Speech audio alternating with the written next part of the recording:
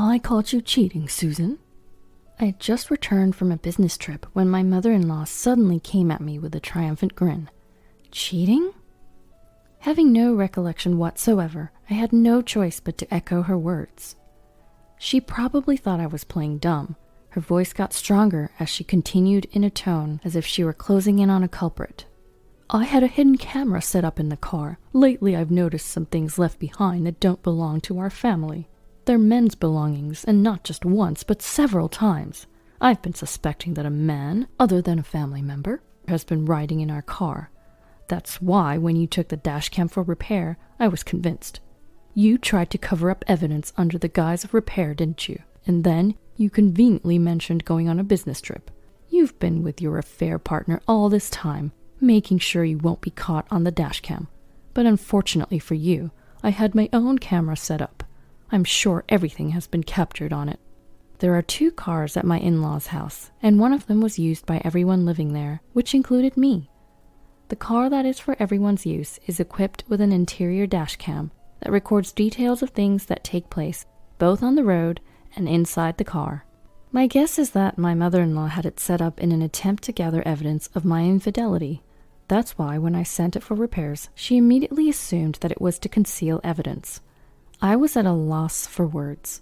My mother-in-law has set up a dash cam and has accused me without even bothering to check what she has captured, all to prove her theory of me having an affair. Why does she suspect me to this extent and confidently assert that I'm cheating? It was most likely because I used to work as a hostess at a hostess bar during my college days. My family was not wealthy, and so I worked as a hostess to earn money to pay for my college tuition. My parents suggested I apply for student loans, but I declined as I heard they can take several decades to pay off. Working as a hostess was a good job for a college student.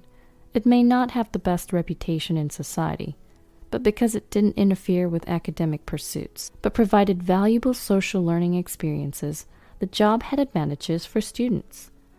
I had flexible working hours, working mainly at night, and so I was able to plan around my classes and other extracurricular activities. Socializing with men in their 40s and 50s also provided me with opportunities to learn about economic structures and various aspects of different industries.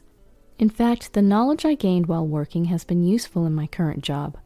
I was still a student working as a hostess when I started dating my husband, Mike.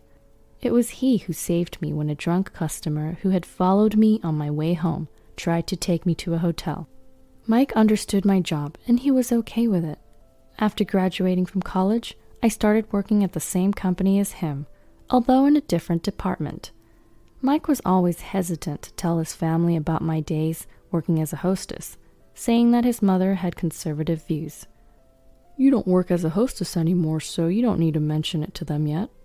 If we decide to get married, I'll tell them myself. I agreed with him, and we continued our relationship without disclosing my past to his family. However, Susan, is it true that you used to work as a hostess at a hostess bar? One day, we were visiting Mike's parents over the weekend. This was before we got married. Mike's mother began to speak, once the 2 of us were alone in the room. There's no way I can allow a woman like you to date my son. You need to break up with him and get out of his life immediately. Hold on a moment. I'm not the type of person you imagine me to be. I used to work at a lounge, just serving and entertaining clients over drinks, nothing more. Be quiet, you filthy woman. His mother raised her voice hysterically and pounced on me. Just then, Mike returned. Mom, what's going on here? As he stepped between his mother and me, he looked at us, alternately, saying, Calm down and talk to me. This woman was a hostess, did you know? Yeah, she used to work at a lounge, just sitting next to clients, serving drinks, and having conversations. I knew that. So why didn't you tell me? Mike sighed deeply. Because I knew this would happen. I was waiting for the right time to talk to you about it. How did you find out anyway? With some hesitation, his mother replied in a faltering tone. Melissa started talking about how she wanted to work as a hostess to earn money. She apparently came across a top all-time popular hostesses article online and found Susan. Melissa is Mike's younger sister.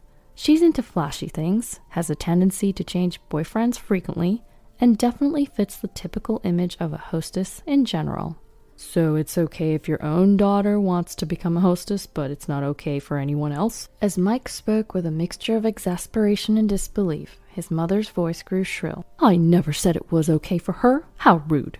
But you didn't scold her like this, did you? Well, when you brought this woman here the first time, I thought she was a respectable young lady, and I was relieved. I didn't know she was a filthy woman. She deceived us. Susan is indeed very responsible. She worked as a hostess to pay for her tuition, not for mere leisure like Melissa. She didn't neglect her studies, and quit right after she graduated. She even secured a position at a reputable company. Her performance at work is even better than mine. At these words, his mother clenched her lips in frustration, while I was deeply moved. He stood up for me as I was being condemned.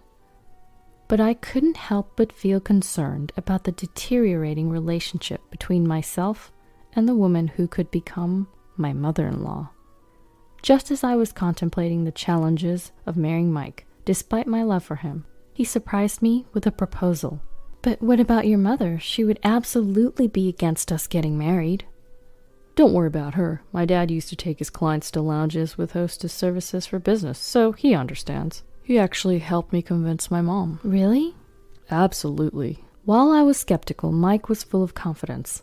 I couldn't quite shake off my anxiety, but still I chose to trust him and nodded in agreement. Our plan was to find a place for the two of us to live together after getting married. Mike, being the second son, always joked that if anyone should live with their parents, it should be the eldest son. His older brother wasn't married at the time but had a fiancée, and so I naturally assumed they would be the ones to move in with my in-laws. But then, we'd rather have Mike live with us. To my surprise, my mother-in-law, who had previously belittled me and criticized me as the filthy woman, was the one who brought up such a proposition. I couldn't fathom her intentions, but since we had already pushed through with the marriage against her wishes, I couldn't refuse. When Mike voiced his worries, asking if I was going to be okay, I confidently assured him that I was going to be fine. Shortly after our marriage, we began living at Mike's parents' house. Our newlywed life consisted of living together with my in-laws and sister-in-law. Melissa had actually gotten married a little before us, but her husband was immediately assigned to an overseas business trip, so she remained at her parents' house. Just like Mike said, my father-in-law was understanding and treated me kindly. It helped that I had experience conversing with older men, so our talks were quite engaging. My mother-in-law didn't seem to approve of that aspect of me either. She's just fooling you, dear. I could hear such backbiting quite frequently. She spread rumors in the neighborhood about me being filthy, and when she saw the designer items I had received during my days as a hostess, she would make snide remarks about my spending habits. At first, Mike and my father-in-law would scold her, but the shrewd woman eventually started to harass me when they weren't around. Hey, since you're so extravagant with your spending, you shouldn't be keeping money around. Just leave it all to me, and I'll manage it for you. She had the audacity to come to my room and say that. It left me dumbfounded. I'm not wasting money. These designer items aren't recent purchases. Plus, if I were to entrust anyone with my money, it would be Mike. You're just deceiving Mike. Even if you gave it to him, you'd just pester him for money and end up spending it all. I should be the one to hold on to it. Besides, the other day, I saw you coming home after drinking with a man. You really have a thing for men. That man was my boss. If you work for a company, it's natural to occasionally socialize over drinks, isn't it? Always making excuses. Just hand over your money to me. I was at a loss for words, but because I'm not someone who spends a lot of money in the first place, it wouldn't inconvenience me much, even if I were to give her a portion of my salary. So I replied, I guess I could give you about half of my salary, but remember, it's my money that you'll be managing, so don't use any of it. How could you say that? You are really rude. That's how I ended up giving half of my salary to my mother-in-law each month. She would come to my room to collect my salary each month, perhaps to keep it a secret from Mike and my father-in-law. Melissa, my sister-in-law, was more favorable towards me. She would approach me in a friendly manner and ask about my days as a hostess, or seek advice on her friendships. I appreciated her being friendly with me, but it wasn't exactly comforting. given that she was far more reckless with her money than me, but never got scolded for it. Plus, I've noticed that she's been occasionally taking and using my personal belongings without permission. In the beginning, she quietly borrowed them and returned them, but eventually, she stopped returning them. My mother-in-law's behavior was escalating as well. She would follow me when I went out on my days off, and if I spoke to a man at all, she would take photos claiming it as evidence of infidelity. She'd show these photos to Mike and my father-in-law, insisting over and over again that I was having an affair and that I should be kicked out. I want to trust you. After being shown evidence of infidelity by my mother-in-law for who knows how many times, Mike spoke to me with powerless words that seemed to contradict his true feelings. But the number of photos my mom brings to me, isn't it excessive? Have you been meeting men behind my back? No way, I interrupted him out of shock. Your mom takes photos of random people I bump into or people asking me for directions. Strangers I absolutely don't know. Yeah, you're right, sorry. Mike's voice lacked energy, and I didn't feel he fully believed me. Melissa would buy into everything my mother-in-law said, often commenting, whether maliciously or not, "Susan, you really have a lot of men wrapped around your finger. That's amazing." Her words seemed to be taking a toll on Mike as well. My mother-in-law's boast about having caught me red-handed came amidst this ongoing tension. I finally got definitive proof of Susan's infidelity. With that, she summoned my father-in-law, Mike, and Melissa to watch the hidden camera footage with her. I knew everyone was suspicious of me. Due to my mother-in-law's outrageous behavior, even Mike started to think I might be cheating. But just as strongly as my mother-in-law insisted on her evidence, I had absolute confidence that I hadn't done anything wrong. And at that moment, only I knew about the shocking footage that was about to disappoint my mother-in-law's expectations greatly. My mother-in-law pressed the play button. Immediately, the inside of the car was projected on the screen. Everyone except me held their breath. What appeared on screen was in fact Melissa, indecently dressed and flirting with a man. That's right, I was the only one who knew about this. The man's belongings that did not belong to the family, as my mother-in-law had put it, were the belongings of Melissa's lover. What? Wait, what's going on? My mother-in-law spoke so fast and pressed the pause button on the remote several times, but perhaps due to her panicking, her fingers couldn't actually press the button, and the image of Melissa in disarray continued to play. Melissa's voice filled the room. "Stop it! Turn it off!" she cried out in a voice filled with anguish, on the verge of tears. Why? Why did this happen? But Melissa deleted all the footage from the dashcam. When I opened my mouth, everyone turned to look at me. Clearing my throat, I continued. Earlier, your mother didn't mention that this footage was from her hidden camera. You let your guard down because you thought you had deleted your own affair from the dashcam, leaving only mine. Melissa, with a look of despair, directed her gaze towards her mother. Why would you put a hidden camera? That's awful. It's like you're spying. If you wanted to capture Susan's infidelity, you should have at least told me about the camera. And why didn't you check what was being recorded? I can't believe this. Those words sparked anger on Mike's stunned face. What the heck? You're okay if Susan is the victim of a hidden camera, but not you? Cut the crap. It's okay, Mike, I said and continued. You know, Melissa, dashcam data is usually stored on a memory card and can be recovered even after being deleted. The dashcam was acting up, and because I knew that you'd been deleting things, I had it restored while it was being repaired, so your affair is recorded on the dashcam too. Oh, and obviously there's nothing of mine. I never cheated. Tears welled up in Melissa's eyes as she stared at me. Why? Why would you do this to me? We were getting along so well. Normally, you don't just take things that belong to someone you're close to, do you? And didn't you, along with your mother, keep saying that I was having an affair? If it really was a relationship based on mutual respect, we wouldn't do such things to each other. It's only natural to be angry if someone does that. I didn't take anything without permission. Melissa passionately argued to the point of straining her voice, but such lies won't hold up. Yes, you have. I even have evidence.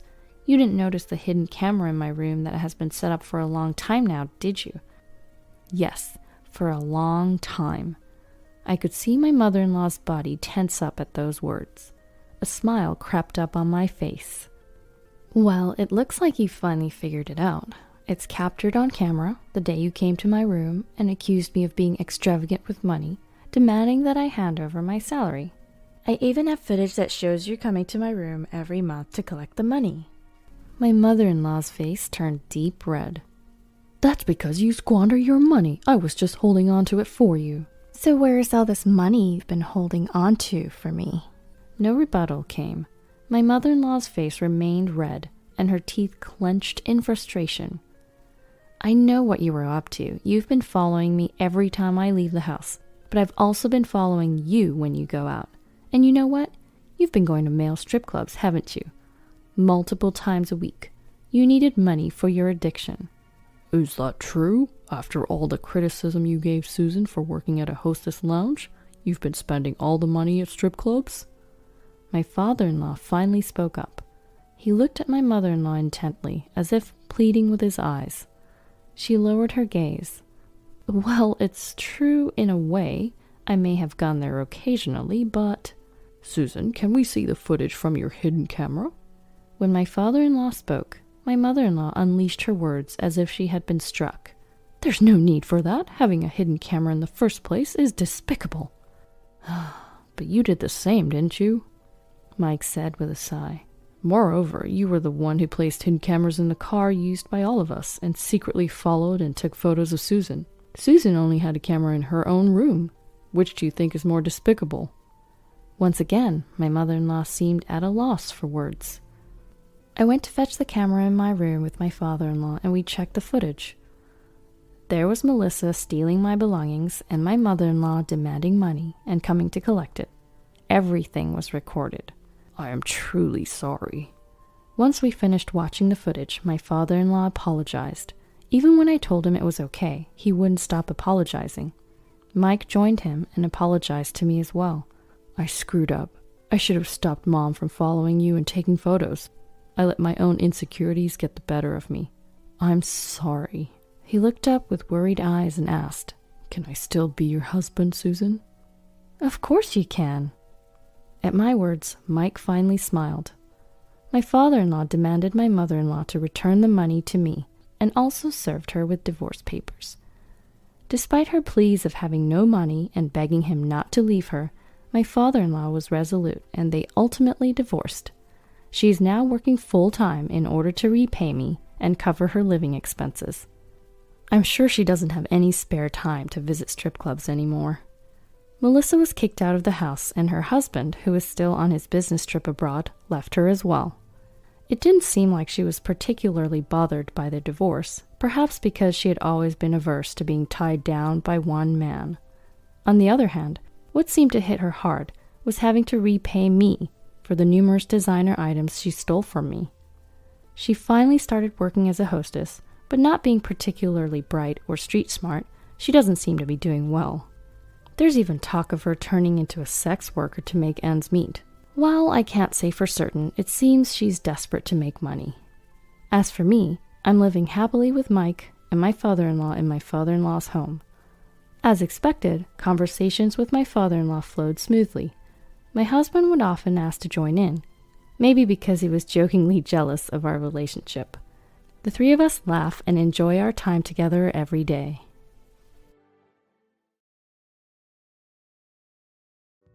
My dad and mom will be staying with us for 2 weeks starting this weekend, my husband casually declared after returning from work.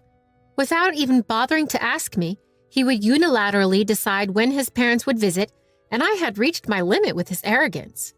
Wait a minute, again? They were just here last month, weren't they? What's your problem? Are you treating my parents as if they're intruders? That's not what I meant. You're my wife, and all you need to do is make them feel welcome.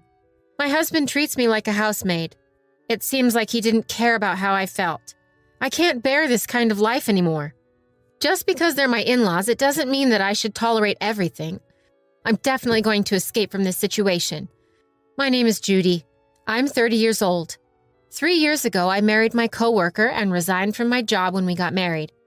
I want you to be a full-time housewife and support family, my husband asked me, so I became a homemaker. 2 years after we got married, I became pregnant. Currently, I'm living busy days, raising our 1-year-old daughter, Alice. My husband's name is Kyle, who is also 30 years old. Recently, he seems to be in line for a promotion at his company. Due to this, he's been working a lot of overtime and weekend shifts, so we seldom have time as a family. Normally, he'd contact me if he's going to be late, but on this day, he hadn't come home even when it was 8 p.m. I became worried and texted him, but there was no response. After waiting anxiously, he finally came home just after midnight. You're still up. Why didn't you respond even once? I messaged you so many times. I couldn't help it, right? I was doing overtime. Overtime?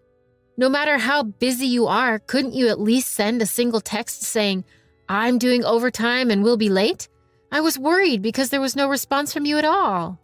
Judy, you're being overly dramatic. Stop making such a fuss just because I got home a little late. What's with that tone? I was worried about you. It seemed my worries are not reaching him at all. Kyle just responded with the flat, yeah, sorry about that, and headed to the bathroom. He wasn't always like this. The changes in Kyle began after our daughter was born a year ago. That being said, I believe Kyle was genuinely happy about Alice's birth. Although he wasn't present during the delivery, he came to the hospital right after she was born.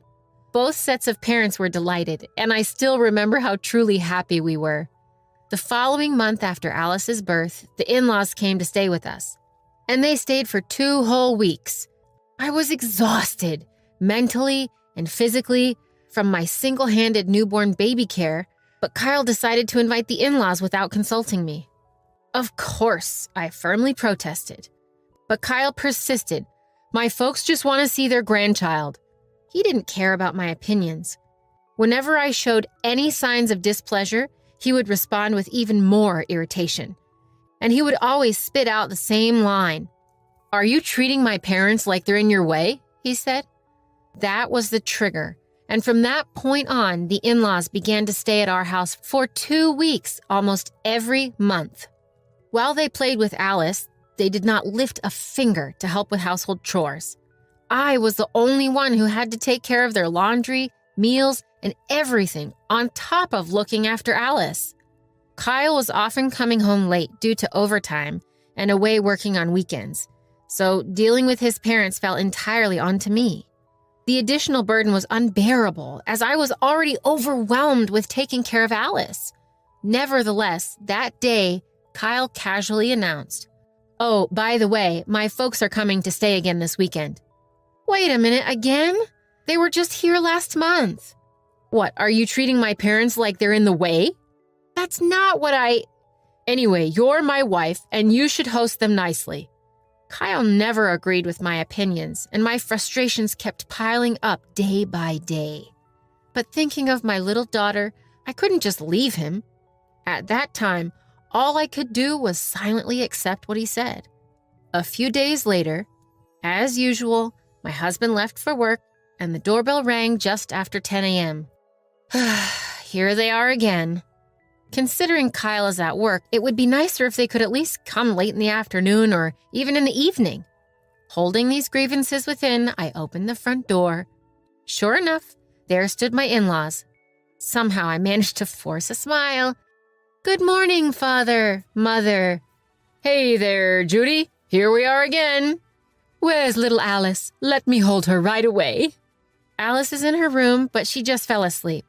What? She's sleeping? Then I'll hold her. Wait a minute, dear. I'm the one who should hold her first. As they engaged in this banter, they barged into the house. They lifted Alice, sleeping peacefully in her crib, and started a tug-of-war over her. I tried to stop them. "She's sleeping," but they paid no heed. Crying out over who gets to hold Alice, they ended up waking her up with the noise. And then, of course, Alice started crying. As soon as Alice started crying, the in-laws thrusted her back at me. Oh, she's crying again. This kid cries all the time, doesn't she? Yeah, really? Kyle didn't cry this much. Judy, are you sure you're giving her enough love? Of course I am. I couldn't stand their comments any longer, so I chimed in. She usually sleeps just fine. She's crying now because the two of you were shouting over her. What? Are you trying to say it's our fault? Oh, goodness, Judy, that's a harsh thing to say. We're here trying to dote on our granddaughter, and instead of thanking us, you complain. I didn't mean to complain. It's just that now I've got a bad taste in my mouth. I'm feeling a bit peckish, too. Can you make us something? Well, I'm going to take a break. Judy, can you brew us some tea? Oh, and don't forget the cookies. Despite Alice crying at the top of her lungs, they behave just like that. If they're hungry, they could eat outside. If they want tea, they could brew it themselves. Even though I thought that in my heart, I couldn't say it out loud. I stood in the kitchen holding my sobbing daughter and catered to my in-laws' demands. For the next 2 weeks, I was busy without a break. My in-laws, and of course, my husband, didn't help with the housework at all. Eventually, I couldn't bear it anymore, and the night my in-laws left, I complained to my husband. Hey, about your parents, can't they reduce the frequency of their visits a bit? What are you talking about? You're saying you don't like my parents coming? My husband immediately retorted, and I was taken aback. It's not that I dislike it, I just think they visit too often. Plus, staying for 2 weeks, that's way too long. It's just 2 weeks, isn't it? Besides, they don't come every month. Don't complain too much. My husband sighed deeply and didn't even try to make eye contact with me. Nothing was going to be changed for the better. I thought, and I pleaded with him again. Listen to me. Seriously. I'm busy taking care of Alice, and it's tough to also take care of your parents on top of it. Kyle, you don't even help me at all, and I've got too much on my shoulders. Huh? Don't talk like my parents are a burden. They're taking care of Alice, and I can't believe you can say such a thing. Taking care? As soon as Alice cries, they push her on to me. You're always like that, Kyle, just doting on her when you're in a good mood, and you're not really caring for her. Give me a break. Do you realize who you and Alice are living off of? What? Why do you have to bring it up? I became a housewife because you wanted me to, Kyle. Shut up. Isn't it the fact that you're living off my money?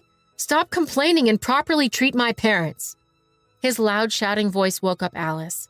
Immediately, Alice started to cry, and he left the room with an annoyed look on his face. Why? How can he make such a face to his own daughter? It's his fault that Alice woke up in the first place, because he was shouting. Can't he help with housework and childcare just a little? I had nowhere to direct my anger and frustration, and tears welled up in my eyes. Hidden by the sound of my daughter's cries, I wept quietly. Even after that, my relationship with my husband didn't improve, and the days passed by. It had been a while. Around that time, I received a phone call from my mother who lives far away. Hello, Judy. Do you have any plans this weekend? No plans in particular. What's up? Well, actually, there's a funeral of a friend nearby. I haven't seen Alice for so long. I was thinking I'd like to visit. Really? I'd be so happy. Please come visit. Oh, I'm glad. If it's not too much trouble, could I possibly stay for one night? Of course. I'll let Kyle know. The unexpected news of my mother's visit filled me with joy. What should we eat? What should we talk about? I was filled with anticipation. But when I told my husband about my mother's visit when he got home, he returned an unexpected answer. Huh? What are you talking about? That's out of the question. Wait a minute. Why is it out of the question? This weekend, my mom and dad are coming over. We don't have room to accommodate your mother. I don't want to be bothered either. Huh? Your parents are coming again? Stop saying again. We should be grateful they're even coming. Huh? Grateful? What is he talking about? I don't see how this is something to be grateful for when it only adds to my burden. Normally, I would back down to avoid a fight, but I couldn't give in this time. I made up my mind and once again confronted him. Isn't it strange? Why is it fine for your parents but not for my mother? Huh? Well, of course the husband's parents come first. What? That's not fair. And the ratio is off. Your parents are here nearly every month, but my mother can't even come once a year? Since Alice was born, my mother hasn't seen her. Well, send her some photos or something. She doesn't need to come all the way. She's only coming because she has a funeral to attend. It's only for one night. Why do you always prioritize your parents so much? You're the worst. The words I blurted out, "You're the worst," seemed to have struck a nerve. He furrowed his brows and glared at me. You'd better watch out your attitude. I just meant just for one day we could have my mother. Enough. I'm the one paying for the rent, the groceries, all the living expenses. In other words, I get to decide who gets to come to this house. Shut up and do as I say, you parasite. At that moment, all the frustrations I had been suppressing exploded. All I asked was to host my mother for just one day. And yet, why do I have to be berated like this? And a parasite? Really? How could he say such a thing? Who does he think does all the housework while he's out making money? Enough is enough. I'll show him. It was at that moment that I decided to divorce my husband. To set an appropriate stage for it, just a little more patience was needed. I ended up explaining the situation to my mother and told her we couldn't host her. The weekend arrived and the in-laws came. My husband, unusually, had no work that day. Thanks for hosting us again, Judy. Is Alice awake yet? Yes, she's awake. Oh, what perfect timing. Let me hold her. Like always, the in-laws stormed into our house without any hesitation. My husband just sat there, grinning like a fool. While I was preparing some tea, my mother-in-law and husband approached me grinning.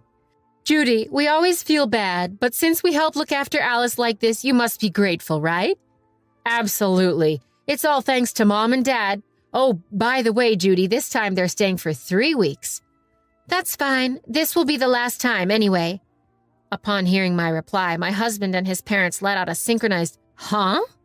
After a moment of shock, my husband frantically asked, Hey, Judy, what the hell are you saying? What do you mean by the last time? I mean exactly what I said. I can't deal with you all anymore. What? Don't joke with me. If you keep talking like that, I'll divorce you. Fine. What? Here you go. I handed him the divorce papers I had filled out in advance. The color drained from Kyle's face as I thrust the papers at him. What the hell is this? A joke, right? Do you think I'd joke about this? I'm serious. I've told my mom, and I've decided to leave this house and go back to my parents' home. What? I won't let you do that. We are not getting a divorce. Even his parents joined in as I stood there in silence. What Kyle says is right. You've been leeching off of him, and now you're acting all high and mighty. You're living off Kyle, and yet you're taking this attitude even with us. The three of them started hurling insults at me one after another, but I no longer needed to endure it. They are no longer my family or anything else to me. Taking a deep breath, I let them have it. Enough with you and your goddamn bullshit. You think just because I'm quiet, you can say whatever you want? Do you have any idea how much I've had to put up with? It was the first time I've ever talked back like this in front of them. So all three of them were taken aback. Eventually, Kyle started opening and closing his mouth as if he wanted to say something, but I didn't let him and continued. I wouldn't wish to be part of a family like yours anymore. Taking care of Alice? You're just intruding for your own satisfaction. Just holding her when she's in a good mood doesn't mean you're looking after her. Well, wait, Judy, let's calm down a bit. Shut up. Since Alice was born, how many times have you changed her diaper, fed her a bottle, bathed her? You're just messing around with her when she's in a good mood. You let your parents stay over all the time, but not my mom? That's bullshit. Why should only your parents be treated so well? I've had enough of babysitting you three. My outburst left the three of them standing there in shock. Having vented all my grievances, I grabbed my bare essentials, picked up Alice, and left the house. I then headed straight for my parents' house. I had already told my parents about the situation, so they warmly welcomed me. I ignored all the calls and emails from Kyle. If he refuses to agree to the divorce, I'm considering going for mediation. The divorce will most likely proceed on the grounds of his fault, because I discovered his affair. The woman he was cheating with was a colleague from the company where I used to work. One of my ex-colleagues who had worked at the same place as him told me about the affair and even provided photos as evidence. All his claims of working late or on weekends were lies. No wonder he gradually became distant after Alice was born. Based on the evidence of the affair, I hired a lawyer, and eventually the divorce was finalized. I was able to collect the agreed-on alimony from Kyle. Of course, I reported the affair to our company, and both my ex-husband and his mistress were fired. Their relationship seemed to have quickly fizzled out due to this, and they parted ways. Having lost his job, and with the alimony payment creating a debt, I heard that he's now constantly being hounded by debt collectors. His parents, my former in-laws, who used to rely on him, are apparently now having a harder life than before. I don't have a shred of sympathy for them, since it's all a product of their own actions. As for me, I've been raising my daughter, with the support of my parents at our family home. There are tough times, sure, but thanks to my parents' help, we're managing to lead a peaceful life. My daughter is only a year old. There will come a day when she'll wonder about her father. When that day comes, I'll explain everything to her in words that she can understand. I plan to pour all the love I can into my daughter for as long as I can. Grandma, can I have $10 for my allowance today? My front door swings open, and my 6-year-old granddaughter burst in with a smile on her face. Oh, Emma, you're here again. My voice is usually somber for talking to a grandchild, but it's understandable. Emma has been coming over for money 5 days in a row now. I had just returned from living abroad for 10 years, and Emma, who had only seen pictures of me as a baby, came to visit. I was initially thrilled to meet her, but her daily visits asking for money started to bother me. I called my son's house multiple times. Finally, I got a hold of my daughter-in-law and can't help but raise my voice. What kind of values are you teaching your child? She comes over every day asking for money. What are you talking about? I'm even more puzzled by my daughter-in-law's confused response. And then I'm shocked by the truth she reveals. I moved abroad when I was 50 due to my husband's job. At the time, we left our college-age son in New York and moved to another country.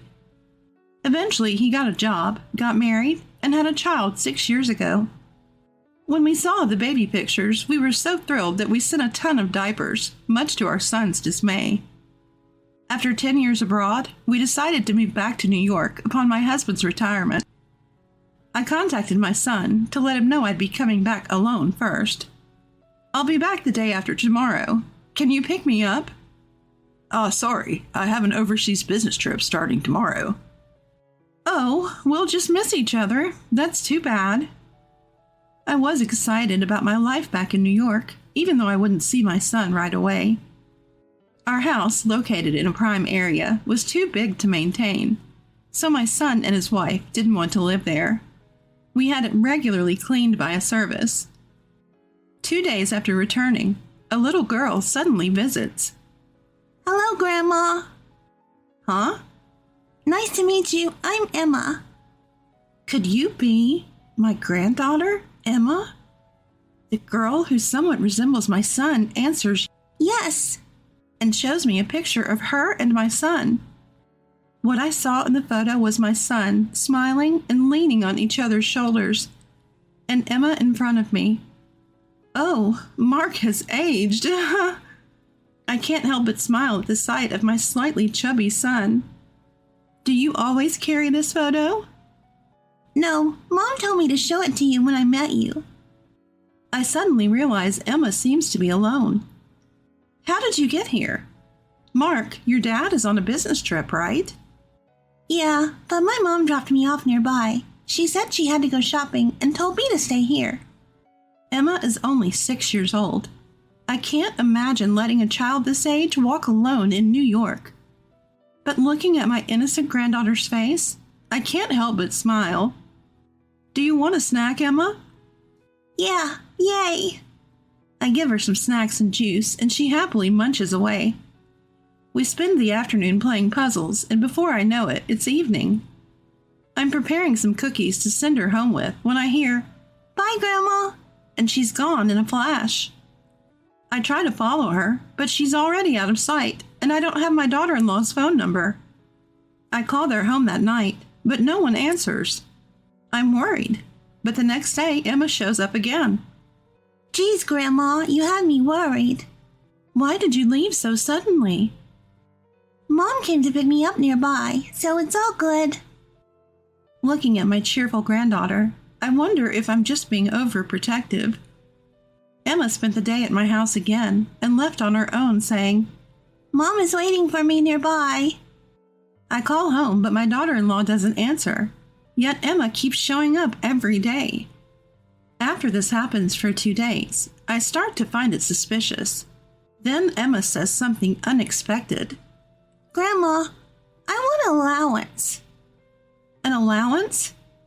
Yeah, give me $5. I'm surprised by the sudden request, but I think maybe it's a child's privilege to ask for money so straightforwardly. So I hand her $5 with a smile.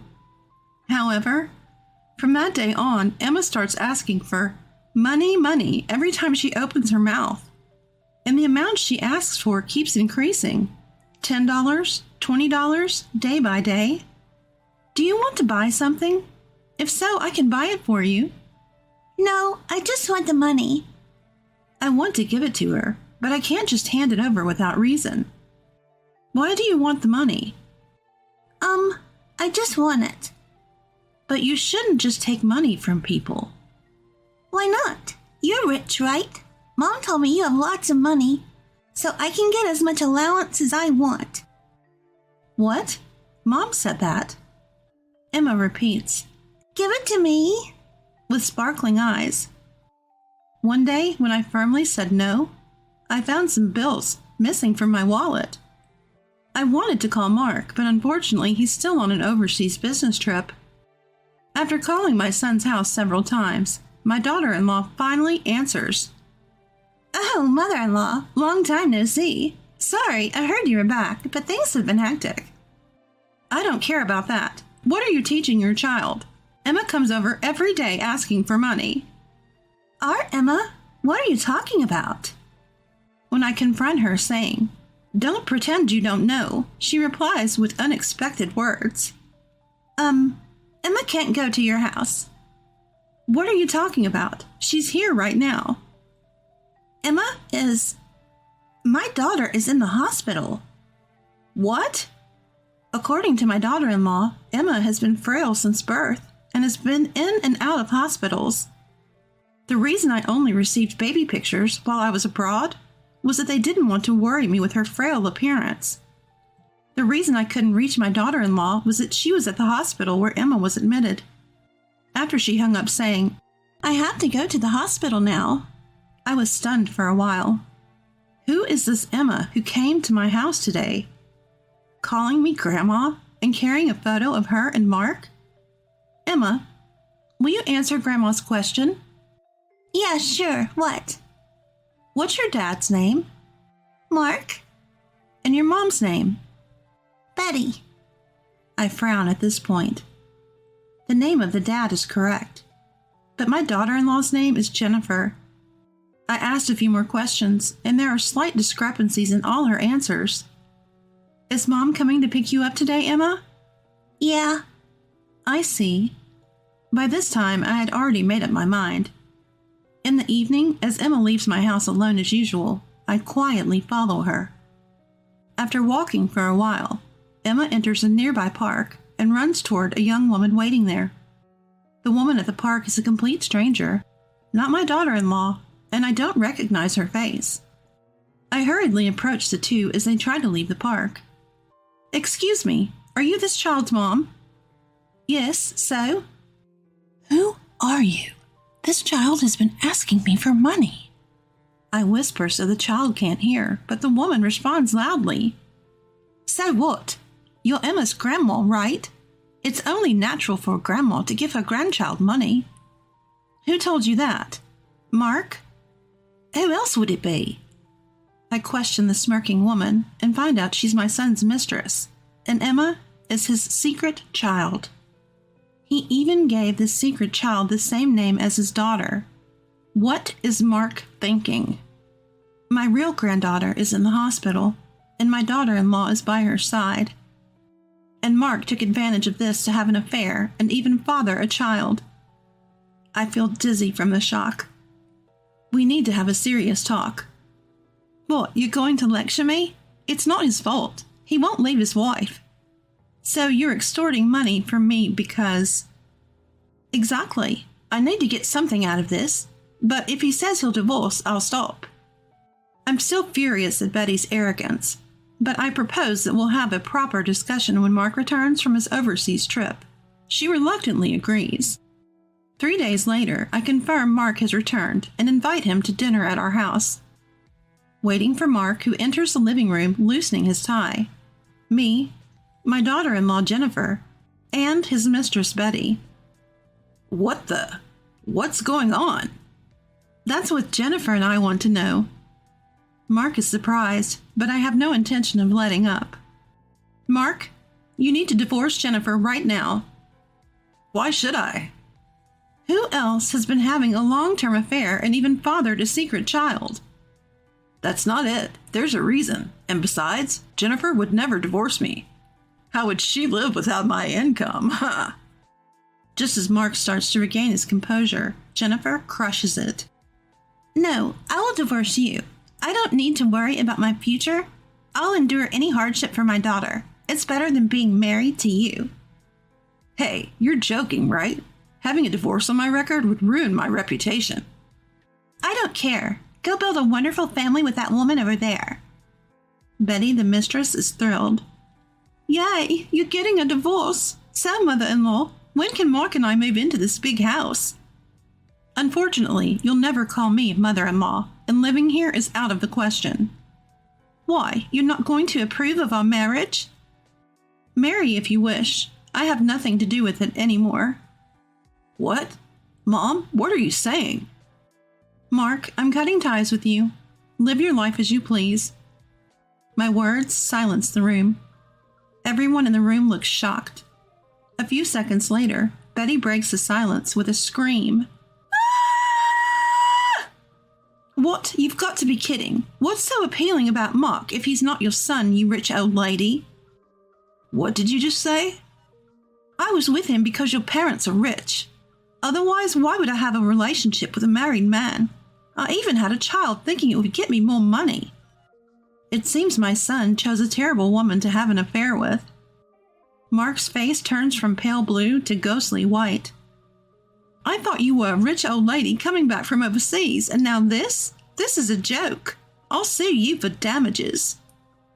You're quite bold, but actually you're the one who should be paying damages. You had a relationship with a married man after all. No. I didn't know he was married. Mark deceived me. Oh, didn't you just say you were with him because his parents are rich, even though he's married? I didn't say that. There's no proof. Goodness, I never thought my long stay overseas would come in handy like this. I pull out my mobile phone, which is set to record. Don't underestimate me because I'm old. I lived in a country where lawsuits are common. Recording conversations for evidence is pretty standard there. Now it's Betty's turn to go pale. She slumps down, defeated, and the next moment clings to my leg. Please pretend you didn't hear what I said earlier. Delete that recording. Why would I do that? Just pay what you owe. I can't. How much are these damages? I don't have that kind of money. Betty turns to Jennifer, pleading for forgiveness, but Jennifer quietly shakes her head. Afterwards, Jennifer divorces Mark and claims $30,000 in damages from both him and Betty. Mark also ends up paying $1,000 a month for both Emma's child support.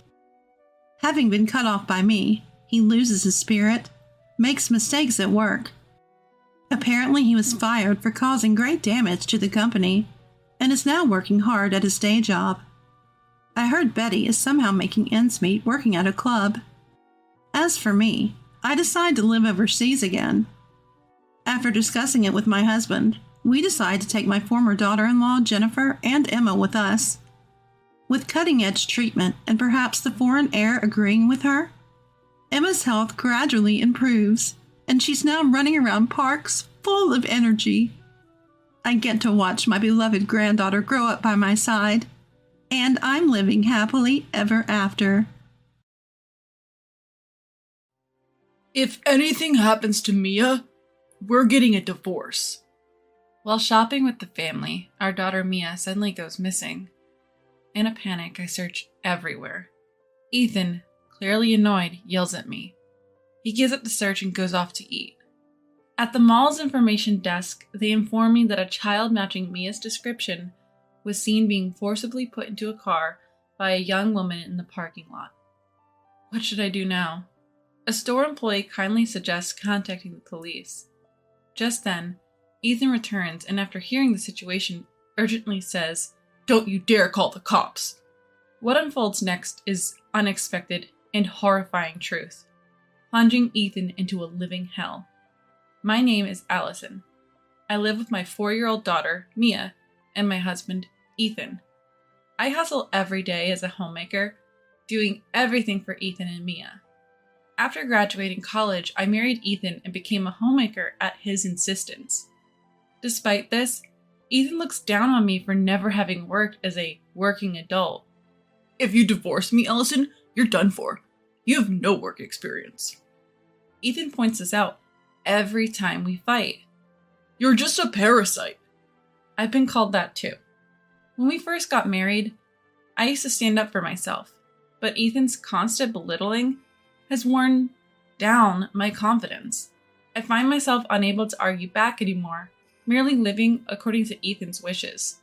Unhappy with the situation, I once suggested to Ethan that I could get a part-time job now that Mia has started preschool. If you take a part-time job, you'll neglect the household chores. Plus, you've never worked a day in your life, Allison.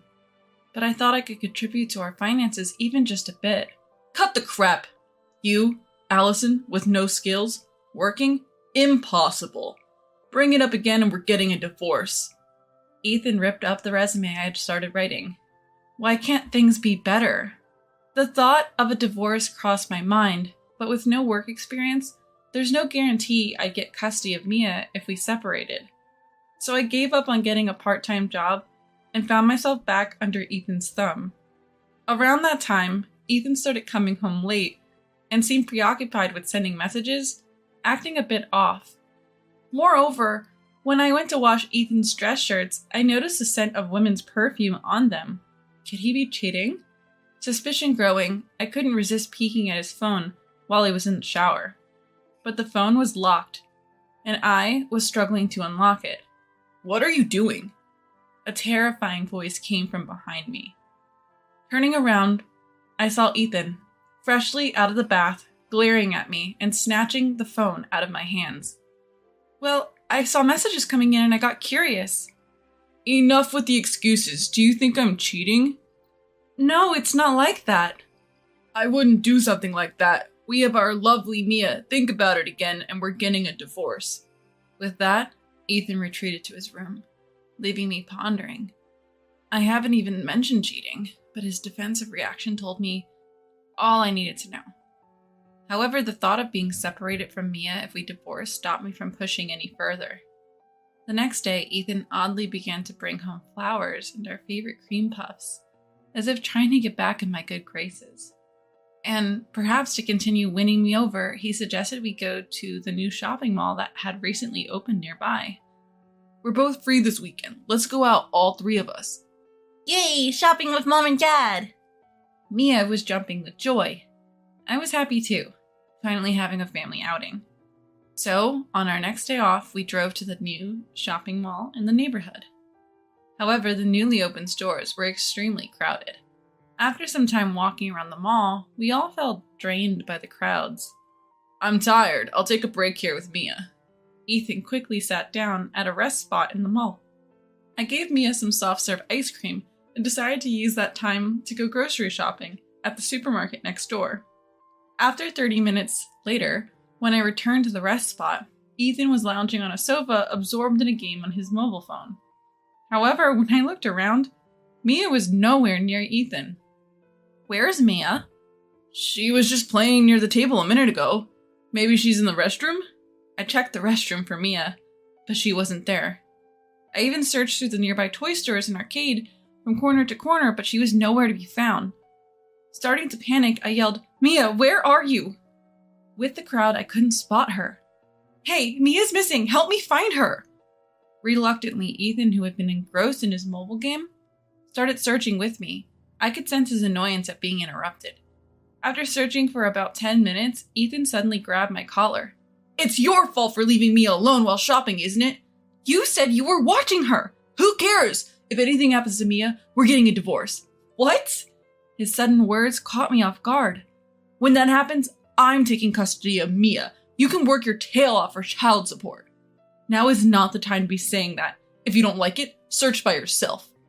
Ethan let go of my collar abruptly and stormed off to the food court, saying he was going to eat. Don't you care about Mia at all? Though I wanted to call him back, fearing his anger, I let him go. Unable to find Mia, I went to the mall's service counter for help. She's a 4-year-old girl wearing a red floral dress and white shoes. Unfortunately, no reports of a missing child had been made. Hearing this, I collapsed into a chair. Where could Mia be? Was she kidnapped? Is she crying somewhere right now because I'm not there? The concerned staff called around to different stores for me. Just when I was praying for any information, a security guard said he saw a girl in similar clothing being forcibly put into a car by a young woman. When he had questioned her, she had yelled, "She's my daughter, just being stubborn. I'm in a hurry, so don't bother me." She seemed quite flustered, starting the car quickly and drove off. The more I heard, the more it seemed likely that the woman had taken Mia. Mia, please be safe. Feeling guilty for leaving Mia behind while shopping, my emotions weigh heavily on me. A store staff member reassures me, "Don't worry, Mia is probably fine. Let's call the police for now." You're right. I need to call the police. Telling myself that this is no time for tears, I take out my mobile phone to call the police. Just then, I receive a call from Ethan, who seems to have just finished his lunch alone. Hey, where are you? Did you find Mia? The thing is, it looks like Mia was taken away in a car by a young woman. What? What are you talking about? I quickly tell Ethan to come to the customer service counter, and he rushes over.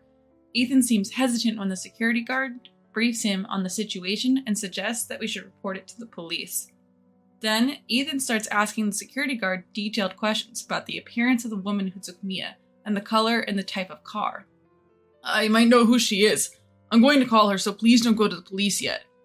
Know who? What do you mean? Just stay here and wait, Allison. Leaving me with questions, Ethan goes away to make a phone call. A few minutes later, he returns with a worried look on his face. Allison, go home first. I'll pick up Mia, and remember, do not report this to the police. Without explaining further, Ethan leaves in his car, so I have no choice but to take the train back home alone. Please come back safely.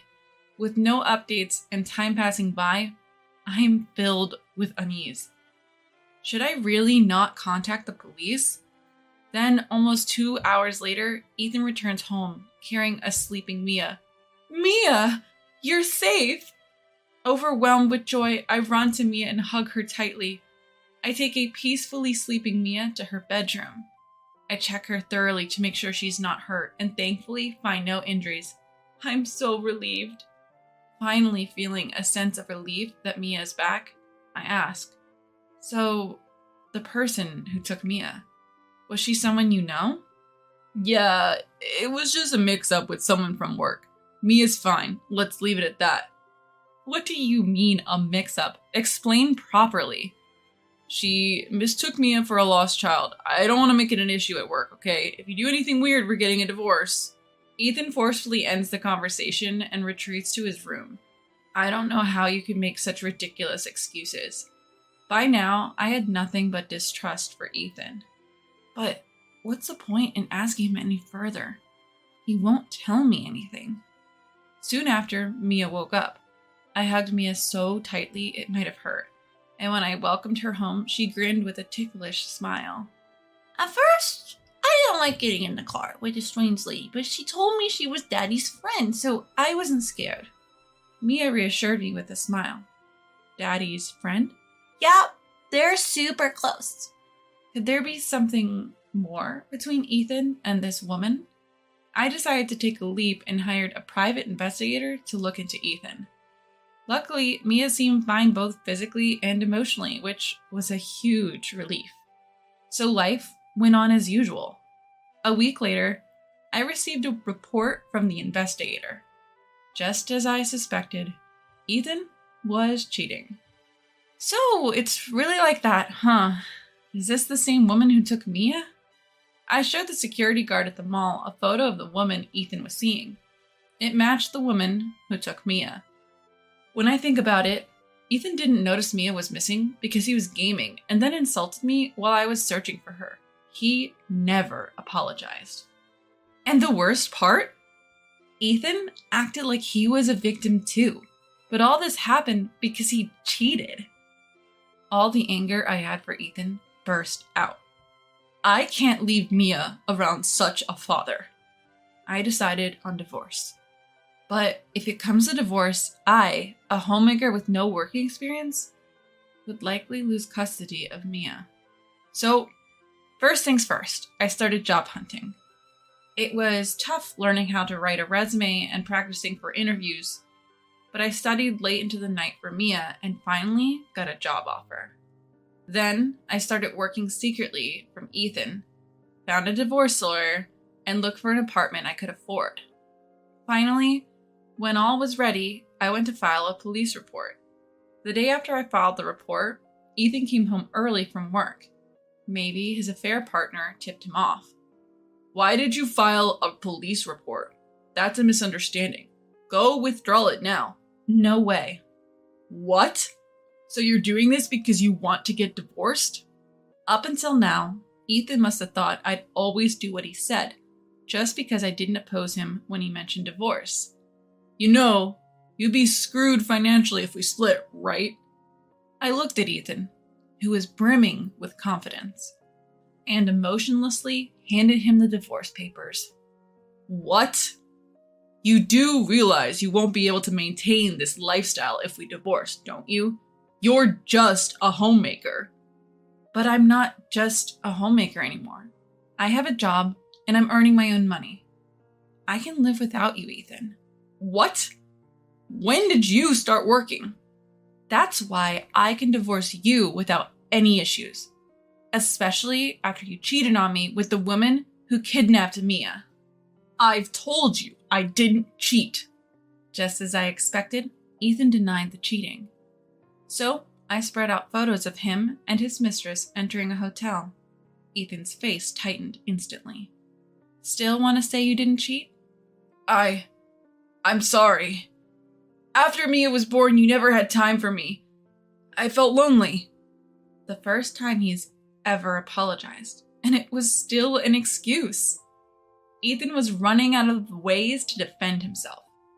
Look, the woman who kidnapped Mia is not my mistress. Trust me. Mia and the mall security both recognized her as your mistress. It just looks like her. She's actually a colleague. Don't let this get out, okay? Please retract the police report.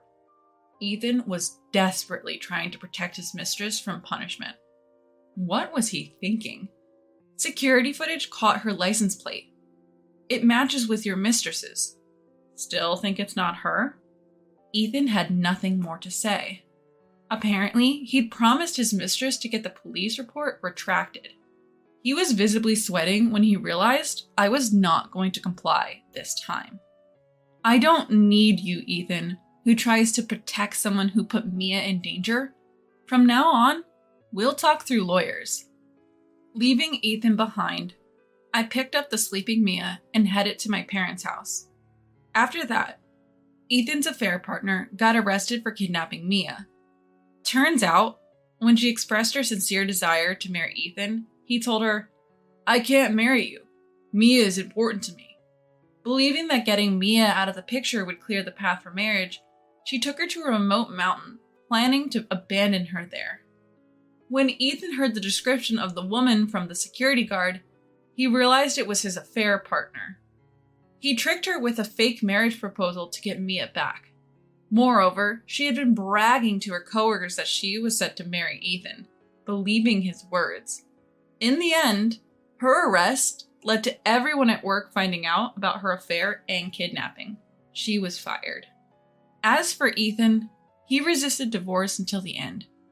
However, thanks to the parents-in-law who felt sorry for Mia, convincing me to give up on Ethan, I secured a lump sum payment for child support and divorce settlement. Ethan wasn't put behind bars like his affair partner, but he was also fired because of the rumors she spread. And yet, I still get messages from Ethan demanding that we get back together. Always talking about how he's struggling, but never a word about me or Mia. I've decided to cut ties with the despicable Ethan once and for all. I've gone through a lawyer and even changed my mobile phone. Now, Mia and I are living together in an apartment near my parents' house. With the help of my dad and mom, I juggle work, household chores, and parenting, and I'm busier than ever. I've gained self-confidence and I'm living fuller, happier days than I did while married. Thank you all for coming today to celebrate this special occasion with us. Growing up, I didn't have a single happy memory because I was raised by a single mom. My ex-husband chuckled next to me, clearly amused by our son's wedding speech. My son's wedding speech continues. My dad, whom I love dearly, was taken away from me. I was never told why my parents divorced. And no matter what I asked for, it was never bought for me. I don't want my future children to ever feel this way. And not wanting her to be a single mom was my ex-husband, the only one who applauded our son's speech about wanting to make his wife happy. Flashback to over a decade ago. I, Emily, chose to divorce my husband, Mason, due to his incessant cheating. Or rather, I had no other choice, because he had left me for another woman and hardly ever came back home. Our son Jackson, who was in elementary school at the time, was a daddy's boy, much to my dismay. Mason might have been a terrible husband, but he was a fantastic dad. He'd buy Jackson any toy he wanted and take him anywhere he wished to go. While I was relieved to be rid of a terrible husband, Jackson had to experience the loss of a fantastic dad, and our relationship became strained. Mason was never a big earner. Despite this, he dipped into our savings to shower gifts on his mistress and buy games for Jackson, leaving us with next to nothing after the divorce. He was estranged from his own parents, so he had almost no ability to pay alimony or child support, leaving me with very little. So I had no choice but to work full-time after the divorce. Working full-time meant I often picked up Jackson late from after-school care. He would complain, "I'm always the last one here because my mom can't come home early." "I'm sorry, Jackson. Mom is doing her best, so I need you to do your best too." "I don't want to. Why did Dad have to leave? I want to go live with him." Every time Jackson said this, all I could say was, "I'm sorry." Mason, who had once doted on Jackson, never fought for custody. He even said that Jackson would be a hindrance to his new life with his mistress. I couldn't bring myself to tell Jackson the selfishness of his dad, so I kept the reason for our divorce from him for years. Jackson, who had been spoiled by Mason, always wanted the latest trendy toys, but I couldn't afford to buy them all. I wasn't sure if it was because he liked Mason or because of how Mason raised him, but Jackson had a selfish streak. I wanted to teach him the value of patience. "Mom, I want this game. Buy it for me," Jackson would often say. "I'll get it for you on your birthday," I'd reply. Whenever I explained that I couldn't buy expensive things for no special reason, Jackson would pout and say, "Fine, Mom, I'll just ask Dad to get it for me." He'd always turn to Mason for indulgence. During their monthly visits, Jackson would ask Mason for all sorts of things, and Mason would oblige, leaving me frustrated. I was always the bad guy in this scenario. I messaged Mason, asking him to stop spoiling Jackson, but he ignored me. The man who never stopped cheating, despite my tears, wasn't going to stop just because I asked him to on WhatsApp. Jackson's rebellious phase was a nightmare. He'd go out at night, break school rules, and I lost count of how many times I had to apologize to his teachers. But as time passed, I found myself cherishing those difficult days, pouring love into raising Jackson. Eventually, Jackson became an adult and one day brought home his girlfriend, Charlotte. Charlotte was a junior colleague at my workplace. There were men at our office. They were mostly older. Charlotte often complained, "There's no one to date here." So I showed her a picture of Jackson and said, If you're interested, I can introduce you to my son." She was surprisingly keen. Jackson also had a positive reaction to Charlotte's photo. I gave them each other's contact information and left it to them. Before I knew it, they were a couple and came to our house looking serious. I was a bit anxious as I served coffee to Charlotte and Jackson. The two of them coming to the house together like this could only mean one thing. They were thinking of getting married. My hunch was right. Jackson, looking a bit shy, said, "Actually, we're thinking of getting married." "There's a baby on the way," Charlotte added, smiling and rubbing her flat belly. I hadn't expected this, but I was thrilled. "Oh, that's wonderful," I exclaimed, and we all celebrated by eating the cake I had prepared. Despite the challenges of raising a rebellious Jackson, I felt a sense of relief, as if my parenting journey had finally come to an end. Jackson and Charlotte wanted to have their wedding ceremony before her pregnancy became too apparent. Everything moved smoothly towards the wedding. A meeting of both families was quickly arranged, and we greeted Charlotte's parents. The meeting took place in a private room at a restaurant. Meeting Charlotte's parents for the first time, it was clear they were as warm and kind as she was. Charlotte talked about how her parents had raised her and introduced her own parents to everyone. When it was Charlotte's turn to introduce her parents, she said, mixing in some humor, "These are my wonderful parents. I hope they get along well with Miss Emily." Then it was my turn to be introduced. As I nervously wondered what would be said, Jackson pointed at me and simply said, "This is my mom." That's it. Charlotte and her parents looked stunned, but I was the most shocked of all. I had raised Jackson as a single mom, doing my best, and all he had to say was that? Feeling both sad and frustrated, I tried to lighten the mood. "I'm sorry, my son is a bit shy." Charlotte chimed in. Yes, Jackson is really shy," desperately trying to smooth things over. Jackson didn't bother to read the room and just kept eating his meal. I couldn't help but feel sad, wondering if this was how I had raised him. Then came the day of the wedding ceremony. It was a hurried affair due to Charlotte's pregnancy, but many guests came, and it felt like a good ceremony. However, I wish they had thought more about the seating arrangement. Would anyone normally seat their divorced husband, Mason, next to them? Though we had been in touch via WhatsApp, seeing Mason in person after so long was irritating. He casually said, "Hey, how have you been?" Remembering the days when I cried holding a young Jackson because of Mason's infidelity, I coldly replied, "Fine," and ignored him for the rest of the event. Mason, getting drunk, kept talking to me. "You never noticed I was cheating, even before we got married. Jackson has my genes, you know. Wouldn't it be weird if he had another woman? Are there no women among Jackson's guests?" I doubt anyone but Mason would bring up such a topic at a wedding ceremony. My irritation built up seeing Mason, red-faced and drunk, scanning the guests. But this was a celebration. For Jackson's sake, I held back my urge to yell. The ceremony proceeded without a hitch, and finally it was time for Jackson's speech.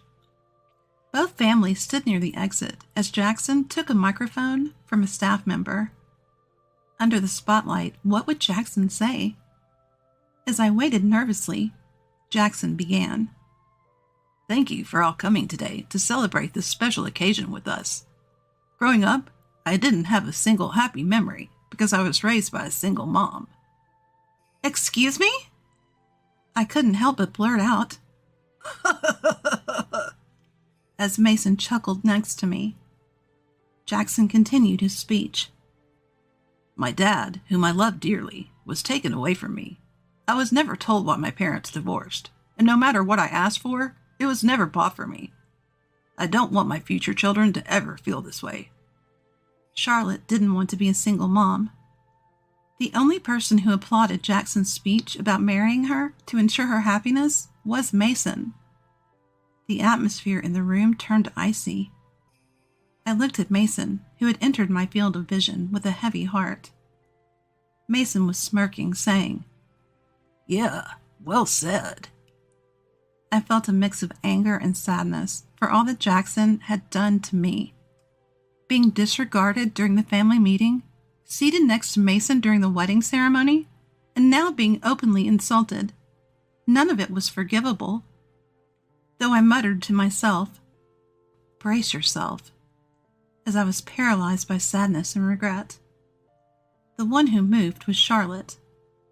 Jackson's speech just now was a terrible mistake. Charlotte snatched the microphone from Jackson and pleaded desperately. "Miss Emily, Jackson's mom, is an incredible woman. She's the first woman in our company to become a department head. In fact, I had climbed the corporate ladder despite being a woman. Jackson probably didn't know because he never cared about my career." "Department head? Mom is?" Jackson's surprised voice was drowned out by my subordinates, led by Benjamin, who stood up. "Yes, Miss Emily treats everyone fair and is an amazing boss. She never had a day when she didn't think about her son, Jackson, even while raising him." Benjamin, who had worked with me for years, knew I had juggled work and parenting. I was deeply touched that he valued my efforts. Charlotte glared at Jackson and said through the microphone, "I will divorce Jackson." "What? Why?" "Because someone who doesn't appreciate or even try to understand his mom's efforts can't be trusted to value a wife and a child. Being a single mom doesn't mean the child will be unhappy. That's just your misconception. I will return all the congratulatory gifts we received today. I apologize for the inconvenience after you've all come this way." Someone said, "Well said," and applause followed. Jackson looked bewildered, his face pale, while Charlotte stood tall and looked stunning. Guests began to leave the wedding venue, and Mason had also disappeared. Left behind were just me and Charlotte's parents. Charlotte's dad was red-faced with anger. When I said, "I apologize for Jackson," he kindly replied, "You have nothing to apologize for." Charlotte said, "Let's go." And we left the wedding venue. Jackson was left in the lobby shouting, "Why is this happening?" He looked pitiful and miserable. Charlotte and Jackson did end up divorcing. Jackson had already moved in with Charlotte and initially planned to return to my house, his childhood home. However, I had moved without telling him, leaving him without a place to go. A troubled Jackson called me. "Mom, where are you? I can't just lose my childhood home like this." "Jackson, have you ever had a happy moment being raised by me? If not, there's no point in living together now. I won't tell you where I am." "Don't say that, Mom. Living alone is lonely." His voice sounded like he was about to cry. I wavered, but remembered his speech and decided we shouldn't live together. "You loved Dad, right? Go live with Mason. It's better if you stay out of my life for your own happiness." "Mom, wait. That speech was just a joke." "I didn't raise a son who would make such a joke at a moment like that. Goodbye. Take care." After hanging up, I blocked Jackson's number. Cutting ties with my son was sad, but I felt somewhat relieved after all the terrible things he'd done to me. I heard from Mason that Jackson took my advice and visited him. Mason, who had just broken up with his girlfriend, welcomed Jackson. But two selfish people living together couldn't last long. Mason would get drunk every night and insult Jackson, leading to nightly arguments. Mason even borrowed money from Jackson's wallet and gambled it all away, causing Jackson to storm out. Mason said, "I don't need a tight-fisted son like that. After all I bought for him, he makes a fuss over a little money." So it's unlikely Mason will help Jackson in the future. I don't know where he is now, but it seems he's truly alone. In contrast, I was enjoying my life. Charlotte often visited with her newborn, Ava. "Please teach me how to be a single mom," Charlotte said. The first lesson is not to raise a selfish son like that, I replied, and Charlotte laughed. I think of Ava as adorable and Charlotte as a daughter. I've continued to interact with Charlotte's parents, and we've even gone on short trips together. Parenting is harder than I thought. You're amazing for doing it alone, Miss Emily, Charlotte often says. I simply reply, thank you, without any false modesty. If I downplayed it, I'd be negating all the hard work I'd put in back then. The efforts that neither my husband nor my raised son acknowledged. I might as well acknowledge them myself. Watching Ava grow little by little alongside Charlotte has become one of my joys in life, and I feel truly happy about it. Hello? Hey, how many times do I have to tell you? Keep the noise down when you open and close the door. What? I'm sorry. Was it really that loud? If it wasn't, I wouldn't be calling, would I? Seriously? How many times do I need to repeat myself? The call was abruptly ended. Despite the brief exchange, it was utterly draining. How many times had I had this same conversation with our next-door neighbor? My family and I aren't trying to be loud. My name is Leone, 37 years old. I work in sales administration for a medical equipment company. My husband Larry is on a solo assignment overseas, so it's just my 13-year-old son Steve and me at home. We live in an older apartment, but the location is great, so we love it. But there's one recent problem. A woman who moved in next door keeps lodging complaints against us. Even this weekend, the doorbell rang repeatedly, and I approached it with trepidation. How many times do I need to tell you to be quiet when you open and close the door? I'm really sorry. I wasn't trying to slam it. That's not my problem. Just be considerate, alright? Seriously. She just yelled and left. Her name is Dina. She's a housewife in her 40s with a high school-aged child. I remember feeling a bit intimidated by her sharp gaze when we first met. As I expected, the aggressive complaints are non-stop, especially on weekends. I told you not to stomp around in your apartment. It's so disruptive. I'm sorry. I'll be more careful. Come on. It's not just you living here. I genuinely believe we aren't causing any noise disturbances. Of course, my son Steve is a quiet kid, probably even quieter than the other units. In reality, I secretly think Dina's place is way more of a nuisance. Her high school-aged daughter, Vivian, loves blasting her music, and the sound leaks terribly. Even Dina's phone conversations are so loud they penetrate our walls, yet they turn a blind eye to their noise, while always pointing fingers at us.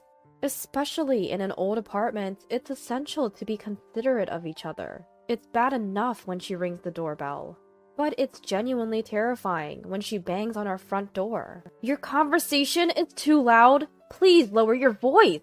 Yes, I'll be careful. Sorry. You know my legs are bad. It's already a hassle just to come out here. I see. So don't make me come to your door every time. Just give me your cell phone number. Okay. From that day on, the complaints started coming over the phone. I deeply regretted giving out my number on impulse. No matter if it was a weekday or a weekend, she didn't care. Turn down the TV! I can faintly hear it and it's driving me crazy. Yes, sorry. Is this volume okay? Keep all the noises down to this level. Seriously.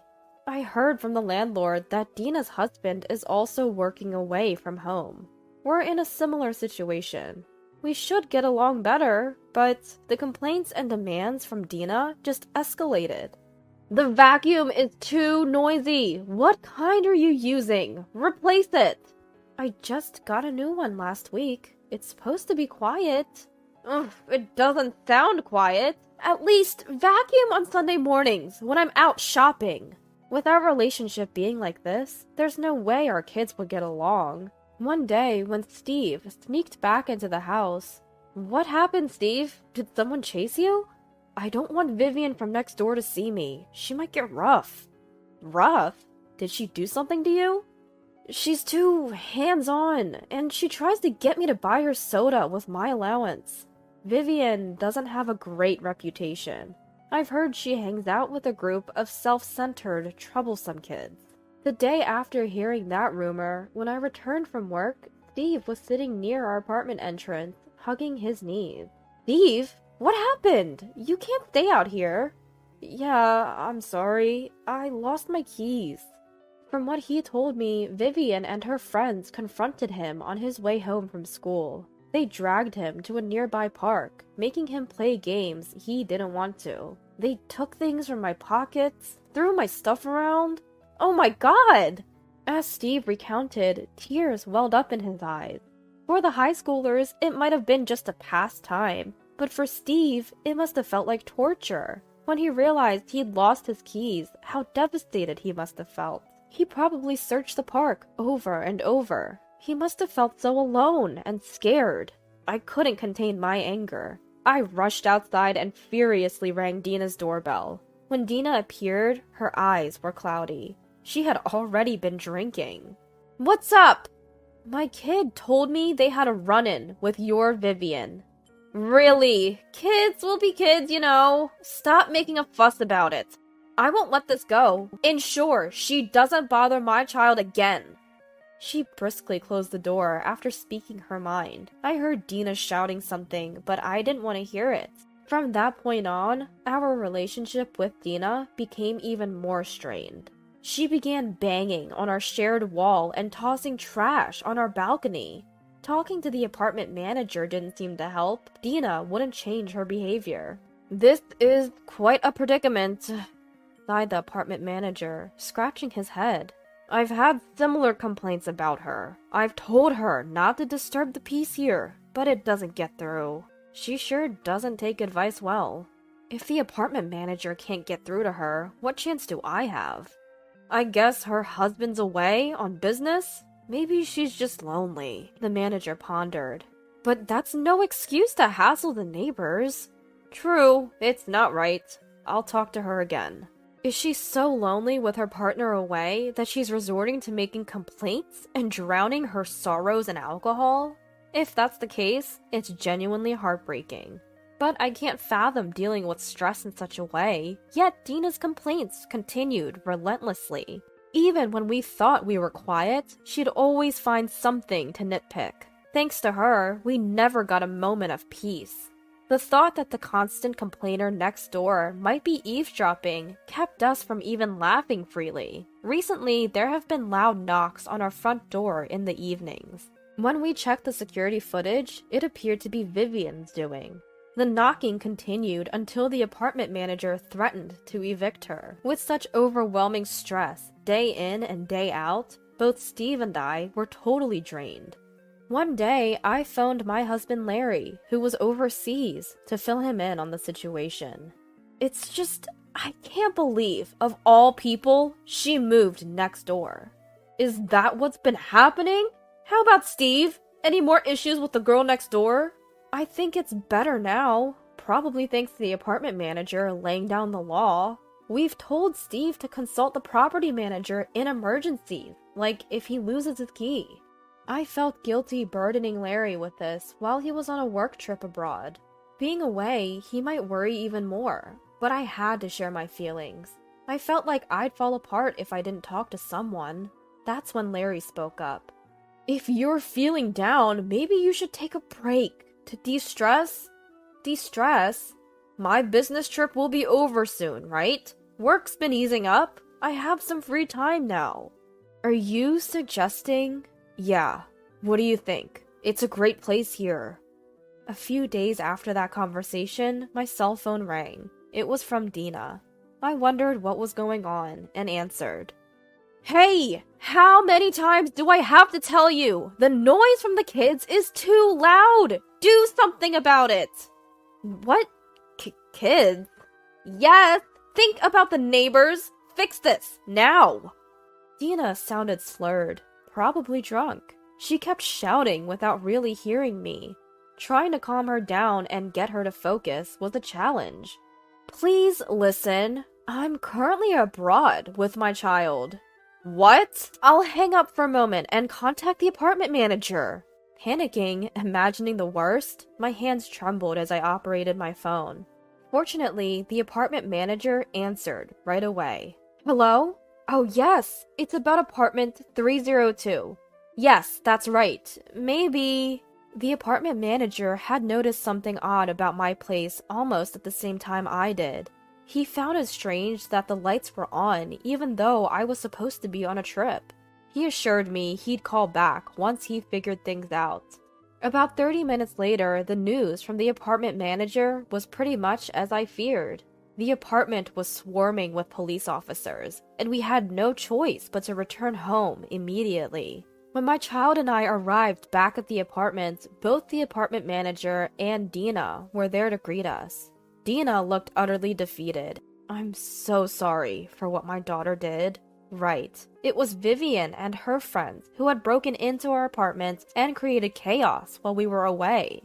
After Steve had been harassed by Vivian and her crew, he realized he lost his key. Turns out Vivian had stealthily taken the key from Steve's belongings. Sometime after that, Vivian got wind that we'd be away from our apartment for a long time. She might have overheard my conversation with the apartment manager. Seeing us leave for our trip, she and her friends seized the opportunity to sneak in. They partied so hard that eventually a police officer had to step in. Our apartment was a mess.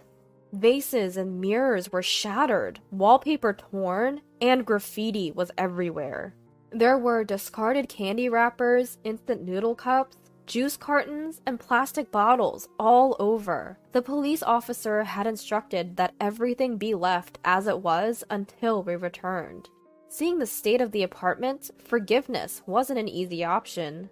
Regardless of it being a child's mischief, there were clear boundaries crossed. I'm so sorry. I'll help clean up. Thank you. I'll pitch in too. We immediately began tidying up. Apart from essential communication, I hardly spoke to Dina. I wasn't the kind to get chummy after such an incident. She sensed that and focused solely on cleaning. After a while, the parents of the other kids who had trespassed along with Vivian arrived. Each one of them apologized profusely. I accepted their apologies sincerely. A police officer arrived around the same time and updated us on the details. When the police arrived, there were 4 girls in the apartment, including Vivian. All of them stopped their antics and sat down properly after a stern warning from the apartment manager. All 4 of them are over 18, so they can be held criminally responsible. I was told that the 4 of them were currently detained at the local police station. Whether they'd remain in custody would be up to the prosecutor and the judge. I had spoken to the authorities, emphasizing that these were just kids, most of them still in school.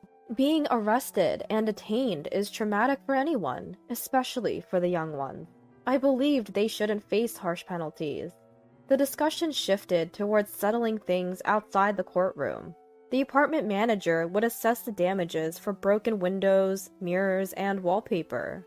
All I had to decide was the compensation for the damages and my emotional distress. The bill would go to Vivian's mother, Dina. The financial burden would be shared equally among the 4 families, each reimbursing Dina. By the time our negotiations and cleanup were wrapping up, I saw a large black van pull into our complex. A tall, imposing man and Vivian stepped out. Could it be? My hunch was right. The man was Dina's husband. He had a strong and commanding presence, and didn't seem like someone from a traditional office job. He seated both Dina and Vivian next to him, and turned to me. We sincerely apologize for all the trouble my reckless wife and foolish daughter have caused. He repeatedly expressed his regret, almost to the point where I felt embarrassed. I lost count of how many times I told him it was okay and to stop apologizing. Dina and her crew left shortly after, continuously apologizing. 2 days later, Dina and Vivian moved out. I initially thought it was just the movers, but when I checked, Dina told me she was moving in with her husband. I had been reluctant because his new job is in a very rural area, and I didn't want to go, she said. But after the recent mess, she didn't feel right staying here. She decided to join her husband. If this ordeal brought their family closer together, then perhaps it was for the best. As a wife with a husband on a solo assignment, I genuinely felt that way. I sincerely hoped that living with her strong-willed husband would keep Dina on the straight and narrow, and that Vivian might mature a bit. A few days after that, with my windows and walls back in pristine condition, my husband Larry returned from his trip. My son, Steve, and I went to the airport to greet him. Larry's overseas assignment was over, and our family of 3 was together again. I wouldn't have to face any more unsettling nights alone for a long time. The recent events reminded me of the importance of having family close. Life is truly better when we're all under the same roof. That was my heartfelt realization. I woke up in a hospital bed. Supposed to be on my way home from shopping. Why? Where am I? The nurse explained to me what happened. Apparently, I was rear-ended by a car and urgently transported to the hospital. Then my husband, who rushed to the hospital, blurted out, "Why are you still lying on the bed? Let's go home. Get discharged now and make my dinner. If you can't fulfill your wife's duties, I'll divorce you." What? I couldn't believe what I just heard. Who says that to their bandaged-up wife? Unbelievable. I lost all my feelings for my husband, who didn't seem to care about me at all. Understood. Then I started preparing to leave my husband. My husband was certain I, a housewife, couldn't possibly divorce him. Little did he know he'd be the one struggling if I brought up divorce. My name is Lisa. I became a housewife after marrying my husband Daniel. It was Daniel's wish that I became a housewife. I never disliked my job, and all my hard work had started paying off, putting me in an important position. There were even talks of a promotion and the next personnel reshuffle. But when I told Daniel about the promotion, he immediately said, "I want you to become a housewife after we get married. We can get by on my salary if we save. I want you to take care of the house." Overwhelmed by Daniel's passion, I quit my job. My coworkers and bosses were disappointed, but it was also important for me to live in the same direction as a couple. As soon as I quit my job, Daniel started to insist, "I'm superior because I'm the breadwinner in this household. You won't be able to live without me. Remember that." Looking back, Daniel probably insisted on me quitting because he was troubled by the prospect of me earning more than him after the promotion that I was supposed to get. Despite this, I devoted myself to supporting Daniel's work and making the house comfortable for him. I took care of the nutritional balance of our meals, researching easy-to-eat menus, while considering Daniel's work schedule. I also made sure to do the cleaning and laundry perfectly, so that Daniel, who came home tired, could spend time comfortably. Yet it seemed like Daniel just couldn't resist complaining about my work. "Hey, tonight's dinner was a bit bland." I explained my reason to my husband, who complained. "You've had a lot of late-night work parties lately, right? I thought your stomach might be tired, so I made it a mild flavor. I should have added a good amount of broth, though." Is that so?" Despite his complaints, Daniel gradually stopped grumbling because I would refute him. Over time, he started to come home later and later. He began to come home every night smelling like women's perfume. "Hey, you seem to have been working late a lot lately. Is work getting busy?" In response to my question, he replied, "Yeah," looking annoyed. "You've also been drinking more often before coming home. How's your health? Are you okay?" Thinking that taking care of my husband's health is also part of a wife's role, I couldn't help but ask various questions. Daniel responded to me in an irritated manner. "Enough already. I have a lot going on at work. What exactly are you doing during the day?" "What do you mean by what? Various housework?" "That's why I'm asking you to be specific." My husband started to ask for a detailed schedule of what I was doing when he wasn't home. "Hey, what are you going to do today?" "I plan to do the laundry and cleaning in the morning and go grocery shopping in the afternoon." When are you going to be back from shopping? I can't say for sure. Maybe around 4 o'clock? Okay, got it. Don't be later than 4. I'm going to call home to check on you. Why would you do that? To make sure you're not slacking off on your housework. Daniel started to manage my schedule down to the hour. That day my shopping took longer than expected, and I was rushing home on my bicycle. It was already past 4 o'clock. I need to hurry back home or Daniel will get mad at me again. In my hurry, I didn't notice the car approaching from behind. The next moment, I felt an impact on my back. Before I knew it, I found myself lying in a hospital bed. Attempting to sit up, I felt pain throughout my body. A nurse, noticing my consciousness, hastily called for a doctor. Oh, you're awake. You were hit by a car from behind, the doctor explained. According to him, I was rear-ended by a car when I was riding my bike, fainted unconscious from the impact, and an ambulance took me to the hospital. Fortunately, there was no bleeding, I didn't hit my head, and I only got full-body bruises. Though my body was in pain, there were no fractures that could lead to lasting damage, and I was told I could be discharged in a few weeks. Relieved, I checked my phone and saw a slew of missed calls from Daniel. Oh, I need to call Daniel. He must be worried sick. Hearing my muttering, the nurse quickly said, I've already notified your husband. Unfortunately, he couldn't pick up the call, so I left a message on his voicemail. I might have made him worry, though. Your wife was in a car accident and has been urgently transported to our hospital. That's what the nurse had left in her voicemail. I thanked the nurse and quickly called my husband. Hey, Daniel, it's me. Lisa, what the hell are you doing not coming home? Didn't you listen to the voicemail? There was a message saying I'm in the hospital. I did listen to the voicemail. You're awake now, right? So you can come home, can't you? That's not possible. I was in a car accident. I'll be staying in the hospital for a few weeks. You're being hospitalized? What? It seemed Daniel had assumed that my injuries weren't serious.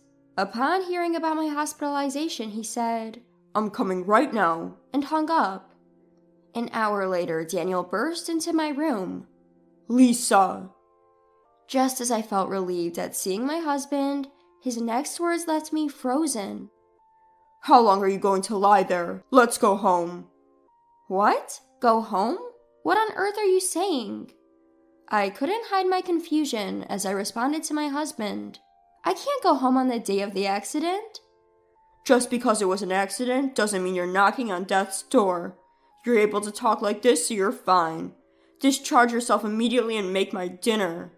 Can't you see these bandages? How do you expect me to cook in this state? You're overreacting with this hospital stay. I bet if I hadn't come to fetch you, you'd just be lazy laying on the bed. Here I am, worn out from work, and you won't even cook dinner. That's unacceptable as a wife. Look, the hospital says I need to stay for a few weeks. It's not about being lazy, it's about getting necessary treatment. Use any excuse you want, but if you think I'll let you off the hook for housework, you're wrong. If this isn't working for you, I'm okay with getting a divorce. That's ridiculous. I can't possibly do housework in this state. Well then, divorce it is. Daniel seemed to care more about having his housework done than the fact I'd been in a car accident. I felt I'm falling out of love with him quickly. Having discovered his true feelings, I made up my mind on the spot. All right. Hearing this, Daniel smirked, seemingly victorious. That's right. You should understand that my word is law. Seeing me still not trying to move, Daniel started to lose his patience. Hey, how long are you going to keep lying around? Start getting ready to leave. Just as Daniel tried to forcibly get me up, the doctor entered the room.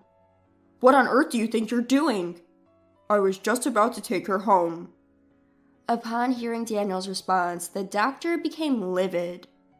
What nonsense! There's a thorough examination scheduled for tomorrow, so she's not allowed to leave. Hearing this, Daniel scoffed at me. If there's an examination, then I'll wait 2 or 3 days. I'll stay at my parents' house in the meantime, so make sure you're home by then. As Daniel left the room, I watched him go with a cold gaze. Then I called my lawyer. I didn't have a single shred of affection left for him. Hello, I would like to proceed with that matter. From the hospital bed, I continued making a few more phone calls, steadily preparing. 3 days later, Daniel called my cell. Lisa, why the hell aren't you home yet? Are you back home from your parents' house? At my next question, he grumbled, Yeah, I am. The examination's over, isn't it? Then stop lounging around and get back to the chores that have piled up. Daniel didn't even bother to ask me about the medical test results. He doesn't seem to care about his wife's health one bit. My decision was definitely the right one. Daniel, you've been staying at your parents' place all this time, right? I asked him calmly. I told you already, didn't I? So what? Did you happen to check the mail sent to your parents' house? Mail? What on earth did you send? Divorce papers. In fact, I had a lawyer send the divorce papers, already signed by me, to Daniel's parents' house. Divorce papers? Why are you surprised? You were the one who said let's get a divorce, weren't you? With that, Daniel sighed as if mocking me. I never thought you were that stupid. Do you think you can live on your own after divorcing me, who provides for you? I can't start doing house chores right after the accident. I need to take better care of my health. That's why I decided to divorce you. You think you can make a living after divorcing me? You rushed into this decision. Daniel laughed out loud and then hung up the phone. But Daniel didn't know what he would face next. The next day, his parents rushed to the hospital in a panic. Lisa, our son has done a terrible thing. The moment they entered my hospital room, my in-laws bowed their heads in apology. I calmly addressed them. No, it's not your fault. You're right. The person who needs to apologize is Daniel himself. My father-in-law immediately called Daniel. Daniel, come to the hospital immediately. He didn't understand what was going on, but hearing his father being so serious, he arrived in my room within minutes. Dad, what's going on? Why'd you call me here? Daniel complained, only to be berated by his father on the spot. Don't be stupid. You caused a mess. Apologize to Lisa right now. What? What are you talking about? My father-in-law, holding out the envelope I had sent to Daniel's parents, retorted. This letter, which was delivered to our house. Hearing this, Daniel began to laugh with an air of confidence. Oh, the divorce papers. Lisa went and took my threat to divorce seriously and sent me the papers. She wouldn't be able to live without me, yet she's acting so foolishly. The problem is this document here. My father-in-law took out a bill for consolation money from the envelope.